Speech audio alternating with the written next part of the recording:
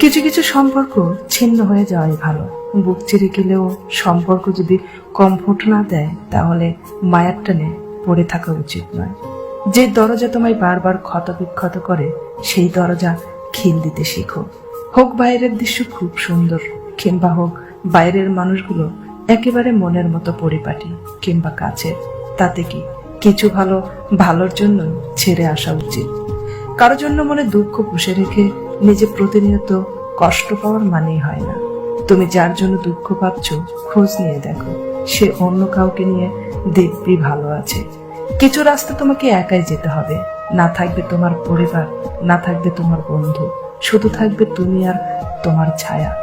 মানুষের পতন সেই সময় থেকেই শুরু হয়ে যায়, যখন নিজের আপন মানুষকে হারানোর জন্য পর মানুষের পরামর্শ নেয়। মানুষ ঠকায় না, মানুষ বাঁচেই বা কয়দিন। মানুষের বদদোয়া মানুষকে ভালো থাকতে দেয় না।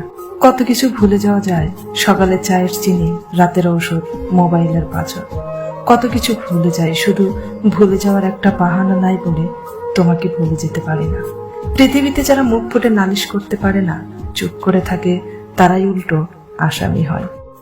কাউকে এতটাও গুরুত্ব দিতে যাবেন না যতটা গুরুত্ব দিলে আপনি নিজেই নিজের কাছে গুরুত্বহীন হয়ে যান। যার যতটুকু প্রাপ্য ঠিক ততটুকুই গুরুত্ব দিন। অতিরিক্ত গুরুত্ব সবাই হজম করতে পারে না। দেখা যায় অতিরিক্ত গুরুত্ব পেলে মানুষ অনেক সময় সঠিক ব্যবহার করতে পারে না।